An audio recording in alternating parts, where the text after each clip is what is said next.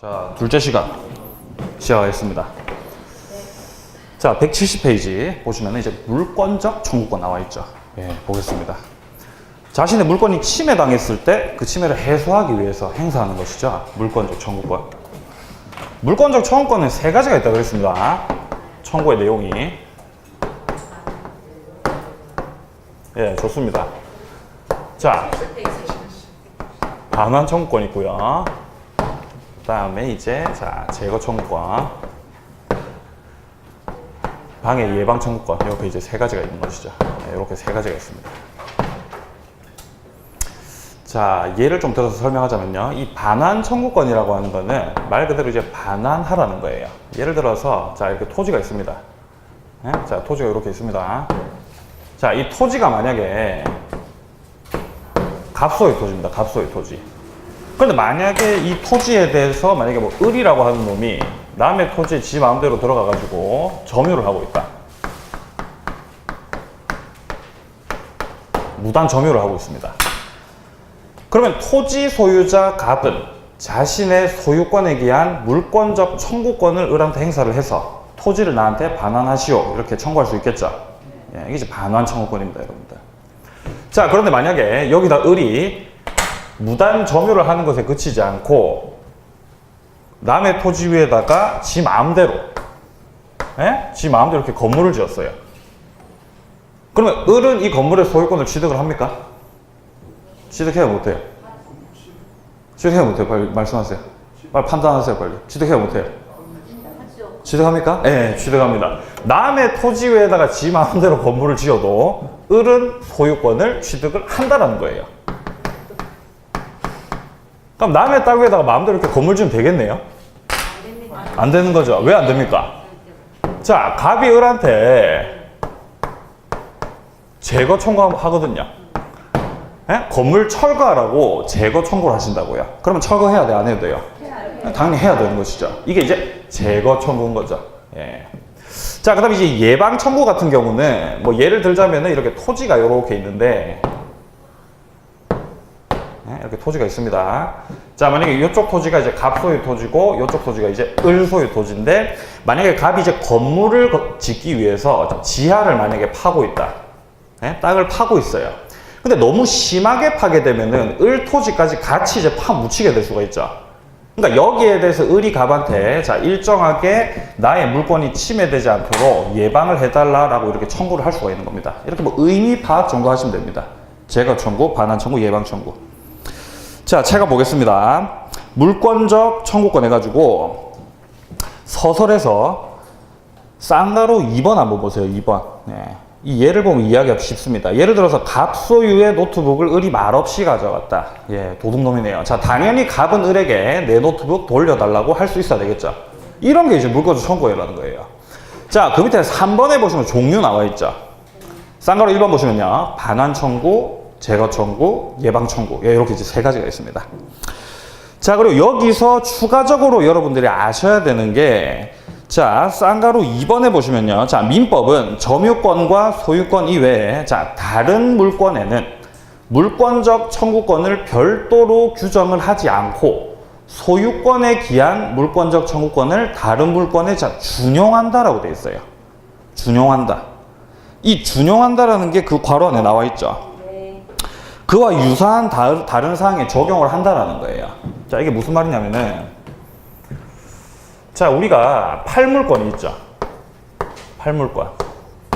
8가지의 물권이 있습니다. 자, 이 팔물권 중에서 이 소유권 파트에 물권적 청구권에 대한 내용이 규정이 되어 있는 거예요. 그러면 소유권에 기한 물권적 청구권 행사할 수 있는 겁니까? 행사할 수 있는 거예요, 없는 거예요? 뭐 당연히 할 수 있는 거죠. 그 규정이 돼 있다니까요.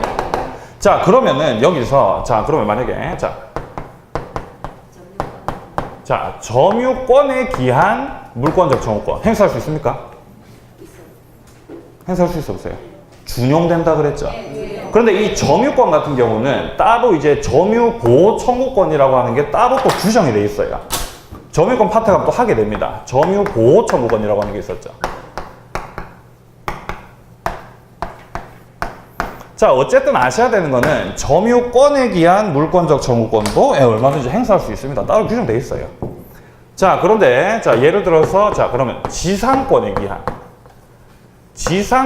기한 물권적 청구권 행사할 수 있을까요? 네, 행사할 수 준용된다고요. 행사할 수 있습니다. 네, 행사할 수 있어요. 자, 그러면은 지역권에 기한 물권적 청구 할 수 있습니까? 할 수 있을까요? 없을까요? 할 수 있습니다. 할 수 있어요. 할 수 있어요. 할 수 있고, 자, 팔 물건 다 쓸 거예요. 자, 전세권에 기한 물권 정화 할 수 있습니까? 네. 할 수 있다고요. 할 수 있어요. 다 할 수 있어요. 자, 그런데 유치권에 기한 물권적 청구권 된다 안 된다? 그렇죠. 이게 이제 안 된다는 거예요. 요거를 파악을 하셔야 되는 거예요. 유치권만 안 돼요. 다른 애들 싹 다 돼요. 유치권만 안 돼요. 자, 그러면은 자, 저당권에 기한 물권적 청구권 할 수 있습니까? 할 수가 있는 것이죠. 유치권만 안 되는 겁니다. 이걸 다 아셔야 돼요. 유치권이라고 하는 거는 점유를 성립 및 존속 요건으로 하는 거죠. 점유를 잃어버리면은 유치권 소멸됩니까? 네, 소멸돼요. 그러니까 물권적 청구권을 인정할 수가 없다는 겁니다. 유치권 관련해서는요. 요거를 일단 기억하시고, 그 다음 여기서 좀 추가적으로 여러분들이 좀 기억을 해 두셔야 되는 게 이 지역권, 요놈 같은 경우는 물권적 청구권, 반환 청구, 제거 청구, 예방 청구 중에서 반환 청구가 안 됩니다. 자, 뭐 제거 청구라든가 예방 청구라든가 이건 돼요. 반환 청구가 안 됩니다. 그리고 저당권 있죠. 요 놈도 반환 청구가 안 돼요. 마찬가지로 제거 청구, 예방 청구는 됩니다. 자, 그렇다면은 이 지역권자와 저당권자는 왜 반환 청구를 할 수가 없을까요? 왜 그럴까요? 그렇죠. 맞습니다, 선생님. 점유를 하지 않기 때문이에요. 자, 지역권을 우리가 생각을 해보면은, 자, 지역권이 뭐였습니까? 자, 이렇게 토지가 이렇게 있으면은, 자, 요역지 소유자가 있고 승역지 소유자가 있을 때 이 승역지 소유자의 토지의 일정 부분을 이렇게 지나다니는 거죠. 이게 지역권이죠. 기억나십니까? 예. 이 지역권이에요. 자, 그러면 요역지 소유자는 이쪽 토지를 점유를 하고 있습니까? 아니죠. 점유하는 거 아니죠. 그냥 지나다니는 거라고요. 예. 따라서 나한테 반환해라. 이게 논리적으로 안 맞다는 거예요. 뭔 말인지 아시겠어요? 자, 좀 더 멋있게 표현하자면은 점유를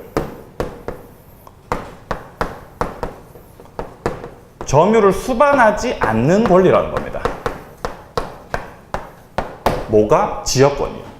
자, 그러면 이 저당권 같은 경우도 저당권자가 만약에 주택에 대해서 저당을 들어갔다. 그러면 그 주택에 대해서 점유를 합니까?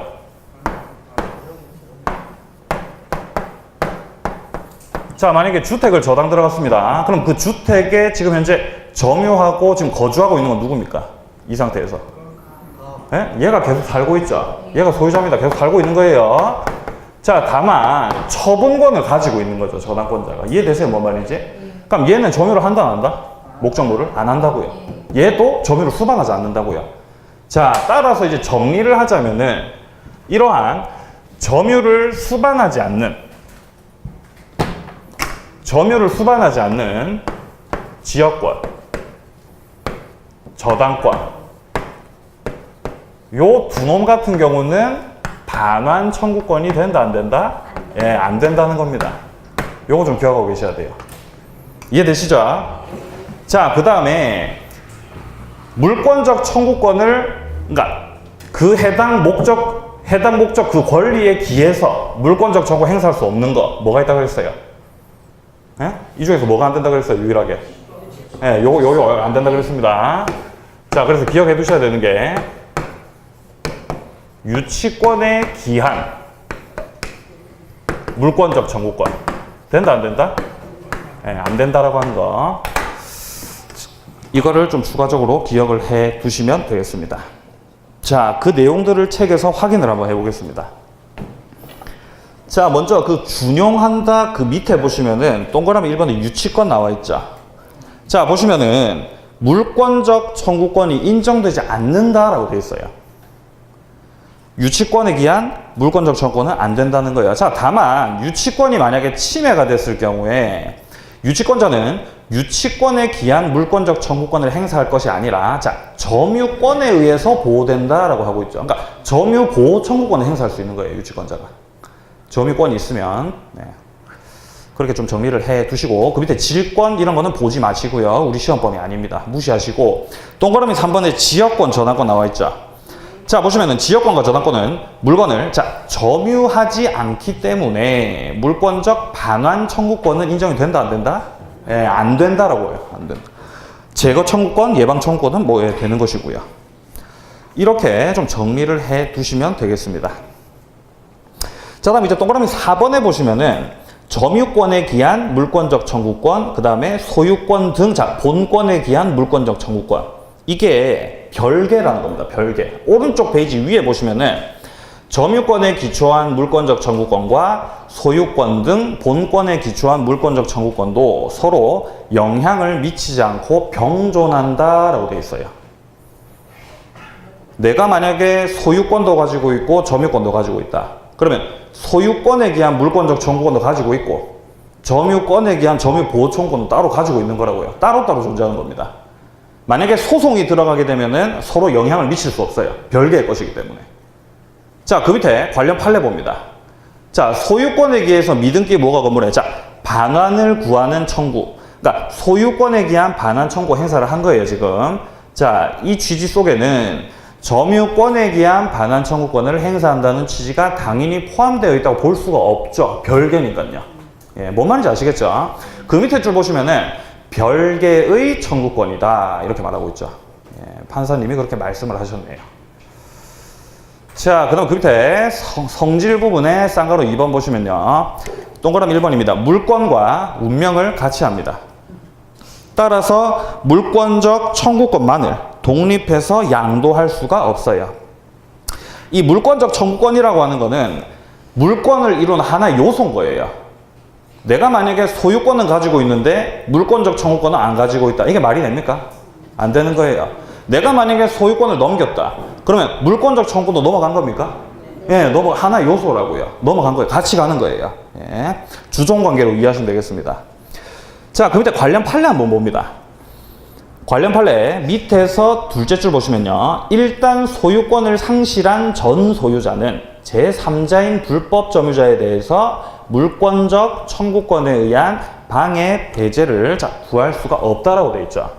자, 지금 여기서 말하는 게 뭔 말이냐면은 뭐 어려운 거 아닙니다. 엄청 간단해요. 자, 만약에 갑이 토지의 소유자입니다. 토지의 소유자. 토지의 소유자인데, 자, 이렇게 토지가 이렇게 있습니다. 자, 현재 갑이 소유하고 있어요. 자, 근데 이 토지에 대해서 만약에 A라고 하는 놈이 무단점유라고 있습니다.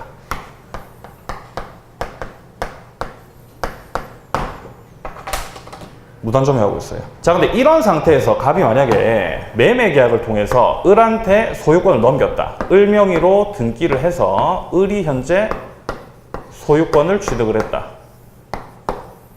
그러면 이 무단점유자한테 물권적 청구권을 행사해야 될 사람은 갑입니까? 을입니까? 뭐 당연히 을이죠. 네? 뭐 말씀하시겠어요? 그러면 현재 물권적 청구를 가지고 있는 놈 누굽니까? 당연히 을이죠. 왜냐? 을이 소유권을 가지고 있으니까요. 소유권이 갑에게 있었던 소유권이 을에게 넘어가면서 갑이 가지고 있었던 물권적 청구권도 넘어가는 거예요. 그러니까 얘가 이제 물권적 청구권을 가지고 있는 것이죠. 자, 그러니까 이러한 무단점유자가 있을 때 물권적 청구권을 행사할 수 있는 당사자는 을이 이렇게 행사를 해야 되는 것이지 갑은 행사할 수 있다 없다? 안 된다는 거예요. 네, 아주 쉬운 판례였습니다. 자, 그 다음에 그 밑에 쭉 내려오셔가지고 관련 판례 박스 한 개 더 보이시죠? 네, 요거 이거 좀 뒤에 거랑 좀 연결이 되는 부분인데 일단 설명드리겠습니다. 자, 보시면요. 매매 계약이 자, 합의 해제된 경우에도 매수인에게 이전되었던 소유권은 당연히 매도인에게 복귀하는 것이므로 자, 합의 해제에 따른 매도인의 원상 회복 청구권은 소유권에 기한 물권적 청구권이라고 할 것이고 이는 소멸시효의 대상이 되지 아니한다라고 되어 있습니다. 자, 당사자가 해제를 했을 때, 합의 해제를 했을 때 소유권이 어떻게 복귀되느냐에 대해서 지금 먼저 우리가 파악을 해야 됩니다.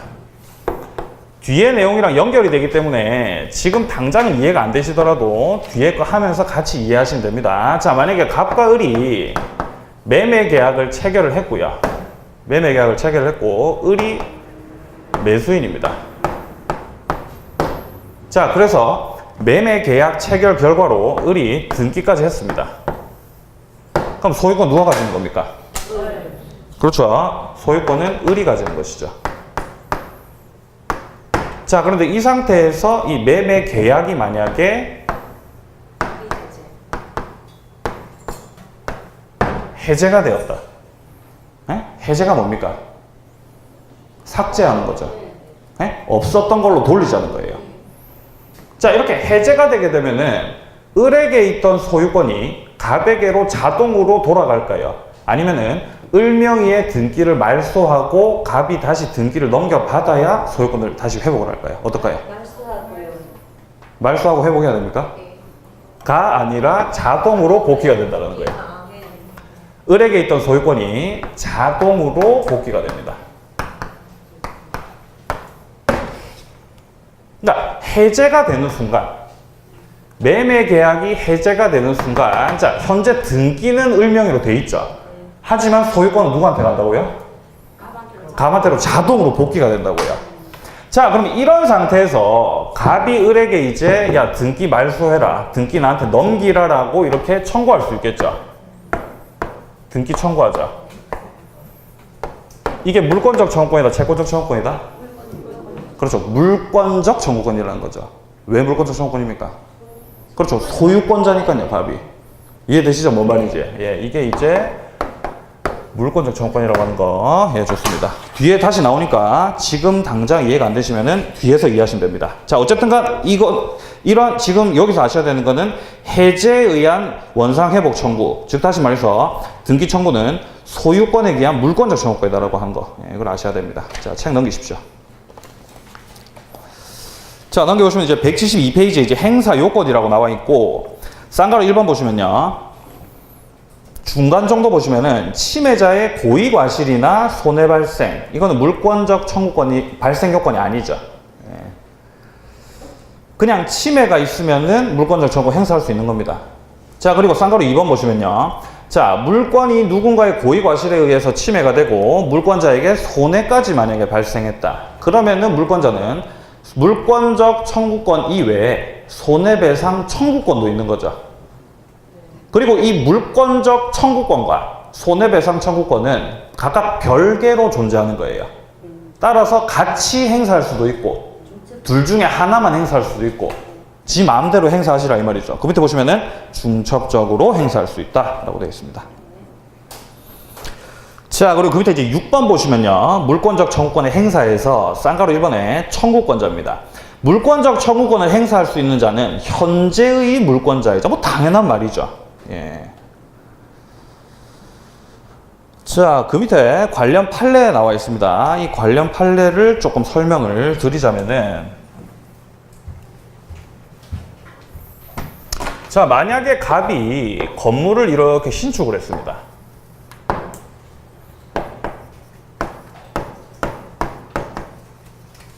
자, 건물을 짓기는 지었는데 아직 등기는 안 했습니다. 그럼 소유자 누굽니까? 갑이죠. 등기 안 해도 소유권 취득입니까? 예, 건물 짓는 거 등기 안 해도 취득하는 거죠. 187조입니다. 자, 이런 상태에서 자, 매매 계약을 했습니다. 매매 계약. 자, 을이 이런 경우에는 이제 미등기 매수인이라고 합니다. 등기를 하지 못한 매수인이죠. 자, 이런 상태에서 만약에 이 건물에 대해서 뭐 병이라고 하는 놈이 뭐 지 마음대로 불법 점유를 하고 있다. 지 마음대로 무단 점유하고 있습니다. 자, 이런 상태에서 미등기 매수인 을이 이 불법 점유하고 있는 병한테 물권적 청구권 행사할 수 있습니까? 행사할 수 있어요, 없어요? 물권적 청구권을 가지려면 뭘 가져야 돼요, 일단? 소유권을 가져야 되죠. 을이 소유자입니까? 물권적 행사할 수 있습니까? 행사할 수 있다, 없다? 네, 없다고요. 얘는 미등기 매수인이다. 따라서 결론은 소유권이 있다, 없다? 없다. 자, 그리고 소유권이 없다면 물권적 청구권도 있다, 없다? 네, 없다고요. 소유자 누굽니까? 그렇죠. 갑, 요놈이 소유자인 거죠. 그럼 요놈은 행사할 수 있습니까? 예, 행사할 수 있는 것이죠. 자, 186조 기억하세요. 등기를 해야 소유권 취득하는 겁니다. 을은 등기를 해야 소유권 취득하는 거예요. 아직 등기를 네가 안 했어? 그럼 소유권이 없는 거예요. 예, 따라서 물권적 청구 행사를 못 한다라는 것이죠. 자, 보겠습니다. 어떤 내용인지. 자, 관련 판례 거기 세 번째 줄 보시면요. 자, 건물을 신축해서 그 소유권을 원시 취득한 자로부터 그 건물을 매수를 했는데 아직 소유권 이전 등기를 갖추지 못한 자. 이게 이제 여기서 말하는 을이죠. 미등기 매수인 을이죠. 자, 요 놈은 그 건물의 불법 점거자에 대해서 직접 자신의 소유권 등에 기해서 명도를 청구할 수는 없다라고 되어 있죠. 그냥 간단하게 표현을 하자면은 너는 아직 소유권을 취득하지 못했다라는 거예요. 왜? 등기 안 했으니까요. 그런 취지의 판례였습니다. 자, 다음 그 밑에 쌍가루 이번에 상대방 보시면은 현재의 점유자, 현재의 침해자한테 청구하는 게 물권적 청구권입니다. 자, 다음 이제 오른쪽 페이지로 가보시면은 쌍가루 3번에 이제 비용 부담 나와 있죠. 자, 둘째 줄 보시면요. 행위 청구권으로 파악한다라고 되어 있고, 자, 따라서 물권적 청구권 행사에 따르는 비용은 물권적 청구권의 상대방이 부담한다라고 되어 있습니다. 자, 제가 한번 예를 한번 들어보겠습니다. 자, 만약에 이렇게 자, 토지가 이렇게 있고요. 여기 담장이 이렇게 있습니다. 담장이에요, 담장. 자, 여기를 현재 갑이 소유하고 있고 여기를 을이 소유하고 있습니다. 자, 그런데 만약에 이 담장이 만약에 갑 소유의 담장입니다. 그럴 수 있습니다. 갑이 담장 소유자예요, 지금. 자, 그리고 여기는 을 소유자고요. 자, 만약에 태풍이 쳐가지고 이 담장이 을 쪽으로 무너졌어요, 이렇게. 네? 담장이 무너졌습니다. 그러면 을은 갑에 대해서 뭘 청구할 수 있을까요? 네?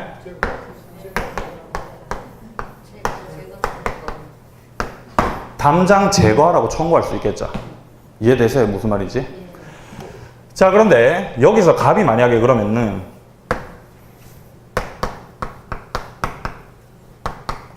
담장 나한테 반환하라고 청구하면 어떨까요? 예? 담장을 나한테 반환하라고 청구하면 이러면 어떻게 될까요? 자, 제가 좀 여기서 물어보고 싶은 거는 지금 현재 담장이 무너졌기 때문에 이 담장을 다시 세우기 위해서는 비용이 들죠. 이 비용 부담을 누가 할 것이냐 말입니다. 갑이 해야 돼요? 을이 해야 돼요? 지금 현재 갑은 반환 청구권 행사하려고 하고 있고 을은 현재 제거 청구 행사하려고 하고 있습니다. 누가 비용 부담해야 될까요? 갑이 비용 부담해야 됩니까? 우리 책에 뭐라고 나와 있어요, 지금? 물권적 청구는 상대방이 부담한다고 되어 있죠. 그러니까 어떻게 봐야 돼요, 그러면요? 아니죠. 먼저 청구한 놈이 이기는 거예요. 예? 먼저 청구한 놈이 이기는 거예요. 만약에 여기서 갑이 먼저 반환 청구했죠. 그럼 을이 비용 부담 하셔야 되는 거예요. 물권적 청구권의 상대방이거든요. 이해되세요? 뭔 말인지? 재밌지 않습니까, 이런 거? 저는 학교 다니면서 이런 거 엄청 재밌던데, 만약에 을이 지가 먼저 제거 청구했다. 그럼 갑이 비용 부담 하셔야 된다고요. 상대방이 부담하는 겁니다. 청구권은. 둘 다 안 하고 있으면요? 그럼 뭐 아무도 비용 부담 안 하는 거죠. 그대로 살아야 되네. 네, 그대로 살아야죠. 근데 뭐 왜 그대로 살면 청구를 하는 건데요. 예. 자, 이해되시죠? 뭔 말인지. 예. 자, 계속 보겠습니다. 책을. 예. 자, 이제 밑으로 조금 내려와 보시면은, 자, 7번에 보시면은 다른 권리와의 관계 나와 있죠. 자, 거기서 보시면은 둘째 줄 보세요. 예를 들어 보입니까? 쌍가루 1번의 둘째 줄. 예를 들어. 자, 임대차 계약이 종료가 되면은 임대인은 임대차 계약에 기해서 반환 청구할 수도 있고 목적물의 소유권에 기초해서 반환 청구할 수도 있다. 이 말 이해되세요? 임대차 계약의 당사자로서 반환해라고 청구할 수도 있고 그 다음에 소유권에 기해서 반환 청구할 수도 있다고요. 별개입니다. 별개. 예, 지 맘이에요. 뭘로 청구하는지는. 그리고 그거에 대해서 조금 응용한 게 그 밑에 판례인데 이 판례 한번 보겠습니다. 자, 근저당권 설정 후에 그 부동산의 소유권이 제3자에게 이전이 된 경우입니다. 현재의 소유자가 자신의 소유권에 기해서 피담보 채무 소멸 원인으로 근저당권 설정 등기 말소 청구할 수 있고 그 밑에 근저당권 설정자 종전 소유자도 계약 당사자로서 말소를 청구할 수 있다. 뭐 이런 식으로 돼 있죠. 제가 설명드리겠습니다. 문장으로 보면 정말 어렵습니다. 이게 처음 보시면. 자, 지금 우리 책에는 근저당이라고 나와 있는데 그냥 저당이라고 하겠습니다. 지금은 뭐 저당 근저당이 상관없는 상황이기 때문에. 자, 만약에 을이 저당권자입니다. 갑이 을한테 돈을 빌렸습니다. 자, 저당권자의 을이. 자, 갑이 현재 채무자입니다. 자, 이런 상태에서 만약에 주택을 저당을 잡았다. 근데 그 이후에 저당권자 들어온 다음에 갑이 주택을 팔았어요. 병과 매매 계약을 체결했습니다. 그리고 병이 등기까지 해서 소유권을 취득을 했습니다. 자, 그리고 이후에 갑이 을한테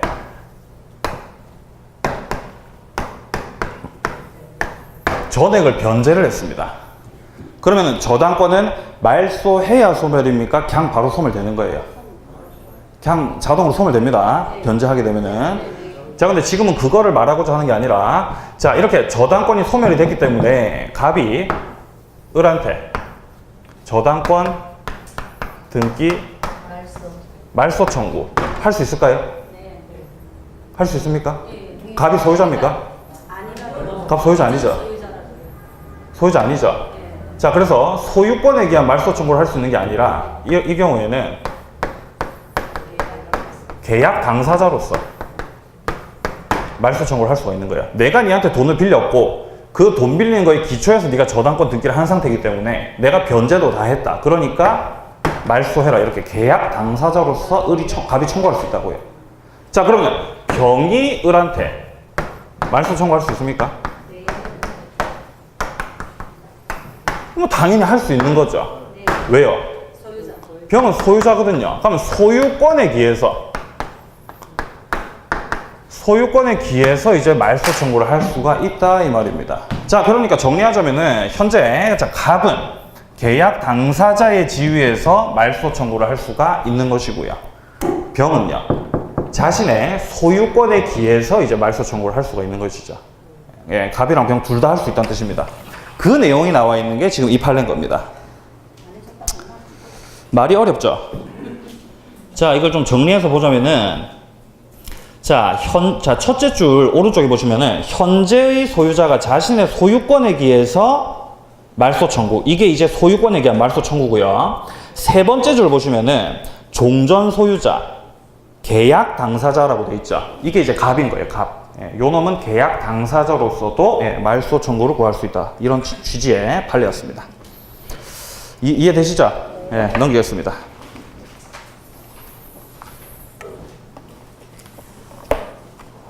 자, 넘겨보시면은 뭐 크게 뭐 볼 내용은 없고요. 자, 제 3절 해가지고 이제 물권 변동 나와 있죠. 예, 이거 굉장히 중요합니다. 이게 오늘 수업의 메인 이벤트입니다. 이게 제일 중요해요. 이게 절대적으로 아셔야 되는 거예요. 이 물권 변동은요. 자, 봅니다. 물권 변동 의가 나와 있습니다. 발생, 변경, 소멸. 이게 이제 물권 변동이죠. 물권이 발생하고 변경되고 소멸하고, 이게 이제 물권 변동이죠. 뭐 그건 뭐 의미 파악을 하시면 되는 겁니다. 물권 변동.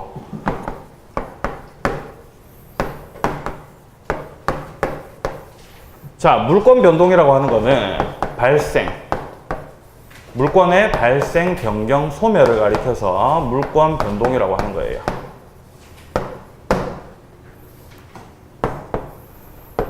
자, 갑과 을이 매매 계약을 체결합니다. 그래서 을이 매수인의 지위에서 이렇게 등기를 했다. 그러면 을은 소유권을 취득합니까? 그러면 소유권이 발생한 거죠. 그럼 갑은 소유권을 잃어버리겠네요. 맞죠? 그럼 갑의 소유권은 소멸되는 것이죠. 자, 그리고 갑에게 있던 소유권이 을에게로 넘어갔죠. 이렇게 변경이 됐네요. 이게 이제 발생 변경 소멸, 물권 변동입니다. 예, 근데 이거는 뭐 중요한 게 아니고 보다 더 중요한 게 이 물권 변동이 그 원인에 따라서 이제 두 가지로 이제 나눌 수가 있었죠. 두 가지가 있었어요. 네? 뭐가 있었어요? 법률 행위, 법률 규정. 그렇죠. 법률 행위에 의한 물권 변동이 있고 법률 규정에 의한 물권 변동이 있는 겁니다. 이렇게 두 갈래가 있는 거예요. 법률 행위 같은 경우는 자 186조입니다. 물권 변동은 등기를 해야 효력이 발생한다라는 걸 내용으로 하는 것이죠. 자, 등기를 해야 효력 발생입니다. 자, 그리고 법률 규정 186조 다음에 바로 규정이 되어 있습니다. 187조입니다. 요놈 같은 경우는 등기를 안 해도 등기를 하지 않더라도 효력이 발생합니다. 이걸 효력 발생이라고 적는 것보다도 물권 변동이라고 적는 게 더 정확하겠네요. 물권 변동이라고 쓰겠습니다. 등기를 안 해도 물권 변동.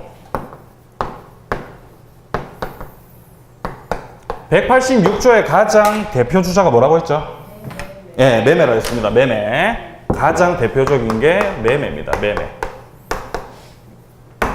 법률 규정은요? 그렇죠. 상속이 일단 가장 대표적인 것이고 차례차례 좀 적어보자면 뭐 공용징수 그 다음 또 뭐 있었어요? 예, 취득시효 좋습니다.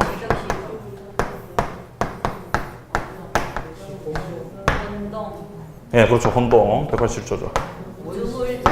예, 뭐 그런 건 안 적어도 됩니다. 그게 중요한 거 아니기 때문에. 자, 그 다음에 판결도 있었죠. 판결. 근데 주의하셔야 되는 건 판결은 자, 형성 판결이라는 게 중요합니다. 뭐 이행 판결이라던가 확인 판결은 186조고요. 형성 판결만 187조라는 겁니다. 이건 이제 우리가 책을 이후에 보게 되면 좀 더 자세하게 나오니까 그때 좀 더 자세하게 살펴보도록 하겠습니다. 자, 일단 책을 보겠습니다. 자, 쌍가루 2번 보세요. 밑에 쪽에 물권 변동 원인에 따른 분류 나와 있죠. 자, 동그라미 1번 보시면은 법률 규정에 의한 물권 변동입니다. 당사자 의사 표시에 의해서 발생한다라고 되어 있고 핵심은 등기를 해야 된다라는 거. 자, 그다음 동그라미 2번 보시면 이제 법률 규정 나와 있죠. 자, 보시면요. 뭐 혼동, 취득시효, 무주물 선점, 유실물 습득, 매장물 발견. 네, 이거 소유권 파트에서 나오게 됩니다. 그 밑에 상속, 공용징수, 자, 경매, 그 다음 판결 중에서도 형성 판결. 네, 좀 봐두시고요. 자, 오른쪽에 보시면 이제 핵심 클릭해서 박스 나와 있죠. 여기서 이제 186, 187 조문만 한번 확인해 보겠습니다. 자, 법률 행위라고 되어 있습니다. 186조 등기해야 물권 변동 효력 발생. 그 다음에 법률 규정 187조 등기 없이 효력이 발생한다 라고 되어 있습니다. 자, 그 다음에 그 밑에 보시면은 이제 공시제도가 나와 있습니다. 공시. 자, 공시는 뭐 의미 정도 파악하시면 됩니다. 보시면은 어느 물건에 대한 물건의 변동 과정 및 현재 물권자가 누구인지를 외부에서 알 수 있도록 하는 일정한 표상 내지 표지, 이걸 공시. 부동산, 우리 부동산은 이제 등기를 통해서 공시를 하죠. 예, 뭐 그걸 아시면 돼요. 그 밑에 보시면 공시 방법에 동사는 점유, 자, 부동산은 자, 등기라는 방식이 있습니다. 자, 그 다음에 그 밑에 보시면은 뭐 성립 요건주의 보이세요? 쌍가루 2번에. 예, 성립 요건주의가 있고, 책을 한 장 넘겨보시면은 쌍가루 3번에 이제 대항 요건주의가 있죠. 예, 요거 좀 설명하겠습니다. 성립 요건주의, 대항 요건주의.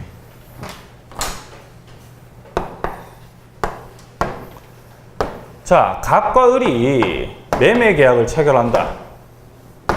매매 계약을 체결한다. 그리고 그 이후에 을 명의로 등기한다. 이렇게 소유권이 갑에게 있던 소유권이 을에게로 넘어가는 게 크게 이제 두 가지 차원의 행위로 나눌 수가 있다는 겁니다. 이렇게 당사자들이 계약을 체결하는 걸 가리켜서 우리 학자님들이 채권 행위라고 하셨습니다. 자, 그리고 을명의로 등기하는 거를 물권 행위라고 했어요. 자, 먼저 쌍가로 2번에 나와 있는 것은 자, 성립 요건주의라고 되어 있죠.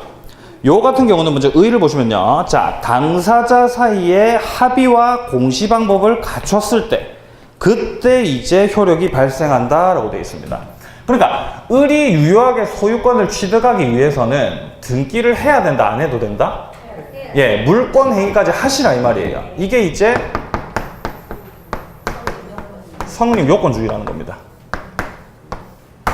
예, 물권이 성립되기 위해서는 반드시 갖춰야 돼. 물권 행위를 하셔야 된다 이 말이고요. 자, 그 다음에 책을 한 장 넘겨보셔서 대항 요건주의 돼 있죠. 자, 의 보시면요. 합의 기억에 합의만으로 물권 변동 효력 발생하고 제3자에게 주장하기 위해서는 등기를 하시라 이 말이에요.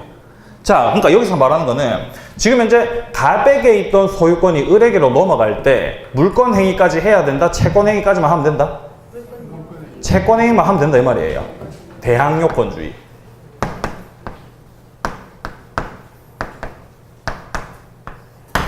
그러니까 무슨 말이냐면은 소유권이 넘어가게 되는 거는 당사자 사이의 합의, 즉 다시 말해서 매매 계약을 통해서만이라도 소유권이 바로 넘어가게 되고 을이 제3자에게 대항을 하기 위해서는 등기를 하시라 이 말이에요. 그런데 별 중요한 거 아닙니다. 예. 그냥 책 의미 파악 정도만 하시고 넘어가시면 되는 거예요. 별 중요한 거 아닙니다. 자, 중요한 거는 쌍가로 4번이죠. 현행 민법 태도입니다. 우리 민법은 어떤 태도를 취하고 있느냐. 두 번째 줄 보세요. 오른쪽에. 성립 요건주의를 취하고 있다. 186조죠. 등기를 해야 물권 변동의 효력이 발생한다고요. 예, 이거 하나도 안 중요합니다. 이거 지우겠습니다. 하나도 안 중요해요, 이거. 예. 우리 민법의 예, 이 태도가 중요합니다. 자, 그 다음 그 밑에 보시면은 공시의 원칙, 공신의 원칙 나와 있죠. 자, 공시 원칙 봅니다. 의. 물권 변동은 외부에서 알 수 있도록 공시 방법을 갖춰야 된다. 이게 지금 공시의 원칙이죠. 등기하라는 거죠. 자, 오른쪽에 보시면요. 공신의 원칙 나와 있죠. 예. 자, 보시면은 자, 의에서 하나, 둘, 셋, 네 번째 줄 보세요. 진실한 보입니까? 자, 진실한 권리관계와 불일치하는 공시 방법을 신뢰해서 거래한 자를 보호하는 원칙을 공신의 원칙이라 한다라고 되어 있습니다. 자, 무슨 말이냐면은 자, 만약에 을이 갑소유의 등기를 위조했습니다. 위조했어요. 요즘 같은 세상에 위조가 되냐? 이런 거 질문하지 마시고 어쨌든 위조를 했어요. 어쨌든 위조를 했습니다. 자, 이렇게 위조를 해가지고 그 다음에 만약에 이렇게 팔아먹었다, 병한테. 매매를 해가지고 자, 병한테로 등기가 넘어갔습니다. 자, 이랬을 경우에 자, 과연 이 위조가 됐지만 어쨌든 간에 등기부를 보고 신뢰한 이 병을 보호를 할 것이냐 아니면은 진정한 소유자 갑을 보호할 것이냐. 자, 이 둘 중에 한 놈만 보호할 수 있는 거예요. 자, 근데 여기서 공신의 원칙에 의하면 누가 보호가 됩니까? 자, 다시 적어보겠습니다. 자, 진실한 권리관계와 불일치하는 공시방법, 즉 다시 말해서 을명의로 되어 있는 등기를 신뢰해서 거래한 자를 보호한다라고 되어 있어요. 그럼 공신의 원칙에 의하면 누가 보호가 되겠어요? 얘가 보호가 되는 거죠. 공신의 원칙에 의하면은 얘가 보호가 되는 거예요. 자, 하지만 우리 판례, 우리 현행 민법에서는 누구를 보호를 합니까? 예, 이런 경우에 우리 판례에서는 이 갑을 보호를 합니다. 자, 우리 민법에서는 갑을 보호해요. 따라서 우리 민법에서는 공신의 원칙을 취하고 있다, 취하고 있지 않다? 예, 이걸 무시합니다. 우리 민법에서는요. 공신의 원칙을 무시해요. 자, 근데 우리 시험에서 공신의 원칙이라는 말보다 직접적으로 출제되는 단어는 자, 부동산 등기라고 하는 거는 공신력이 있다, 없다? 예, 없다. 이렇게 출제가 됩니다. 공신력이 없다라는 표현을 아셔야 돼요. 예, 공신력이 없습니다. 자, 쉽게 풀어서 표현하자면은 자, 병이 지금 현재 을의 등기를 신뢰하고 샀죠. 하지만 등기는 공신력이 없기 때문에 너를 보호하지 않고 진정한 소유자 갑을 보호하겠다 이 말이에요. 공신력이 없으니까. 이렇게 정리하셔야 됩니다. 자, 이해되시죠? 뭔 말인지. 자, 보자. 자, 쌍가루 2번 보시면은 현행법 쌍공신의 원칙 나와 있습니다. 자, 둘째 줄 오른쪽에 보시면은 자, 부동산 등기에는 공신력이 없다라고 되어 있죠. 요거 기억하셔야 되는 거예요. 공신력이 없어요. 자, 그 다음에 그 밑에 줄 중간 정도 보시면은 자, 토지의 소유자가 아님에도 소유자로 등기된 자를 자, 믿고 거래한 경우에 소유권 취득할 수 있다 없다? 네, 없다라는 겁니다. 공신력이 없으니까요. 우리 민법은 공신의 원칙을 무시하고 있습니다. 예, 그렇게 이제 파악하시면 되겠습니다.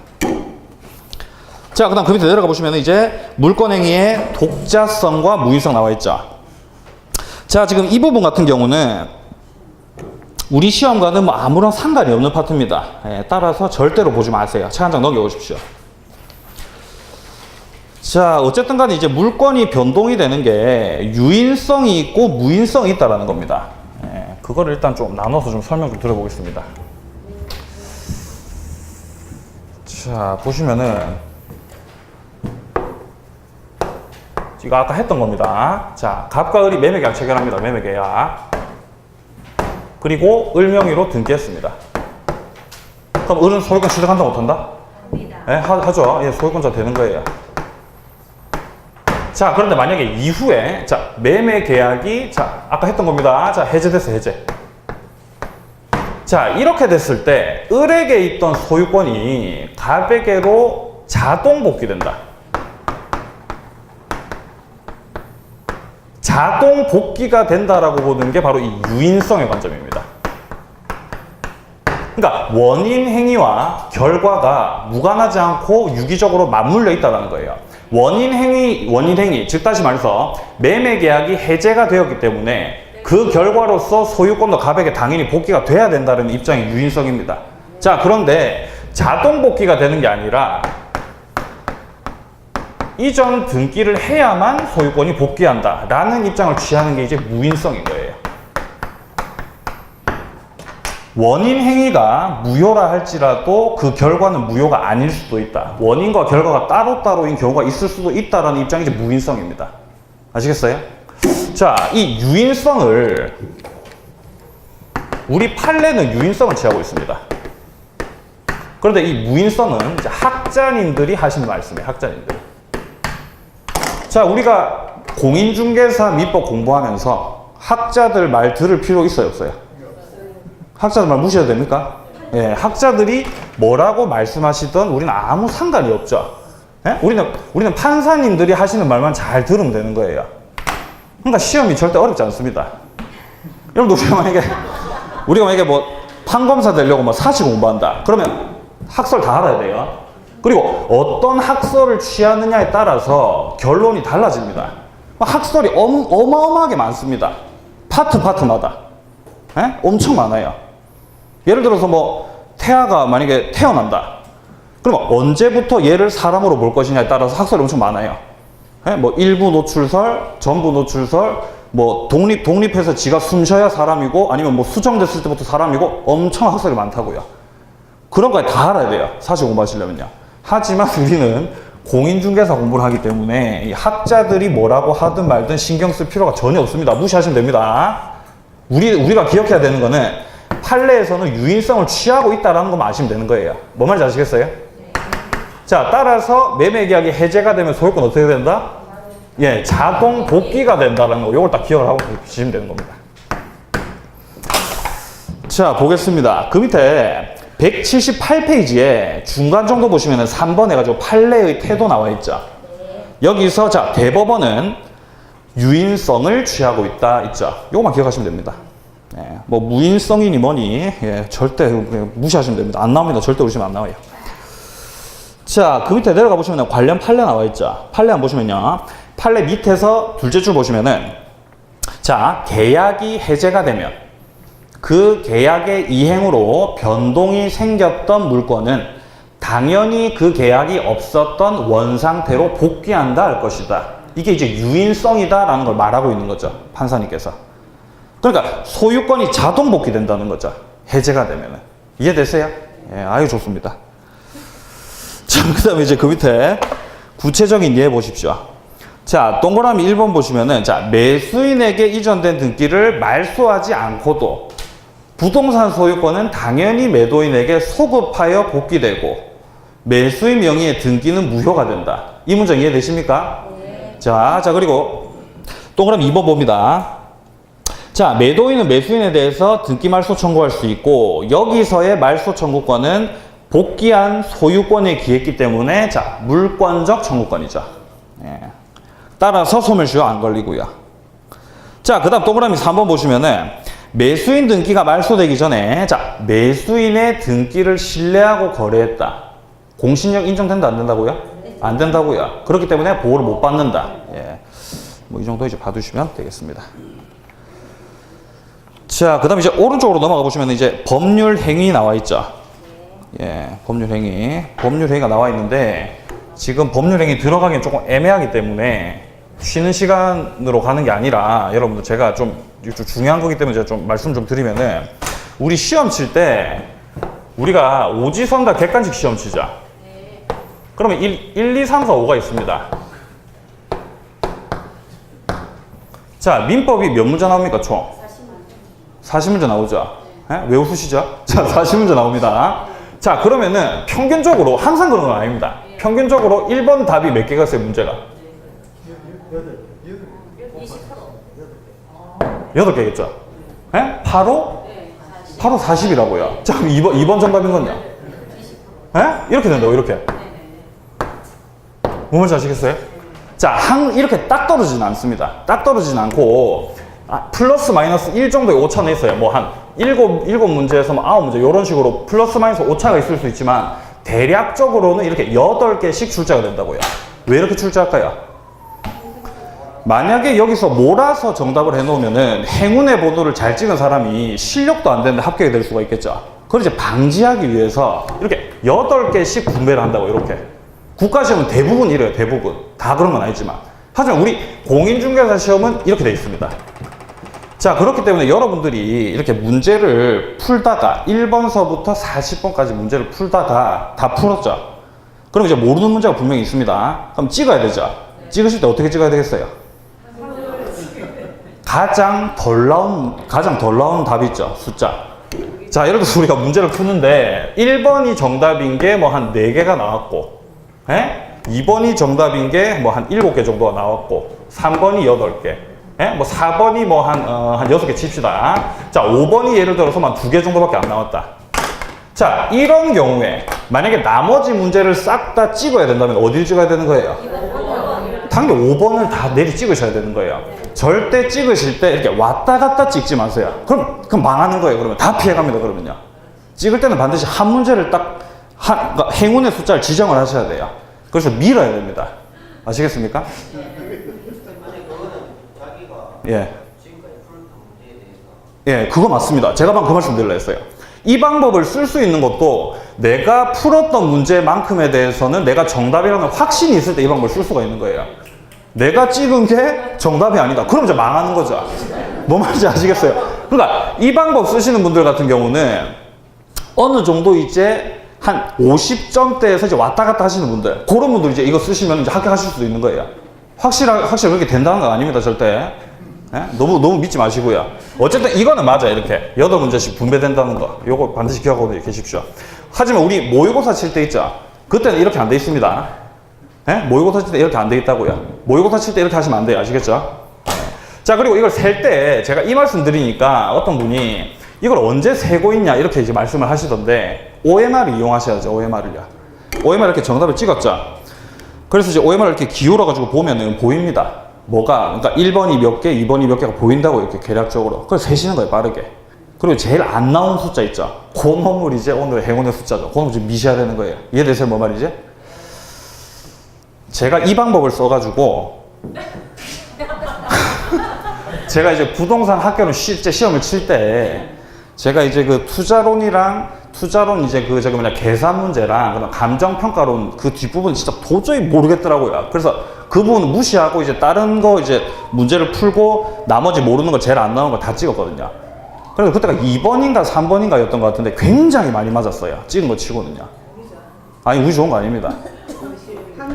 과학이에요, 과학, 이거는요. 근데 제가 많이 맞출 수 있었던 거는 그때 당시 제가 학교론 문제를 풀면은 한 70점 정도 때가 나왔거든요.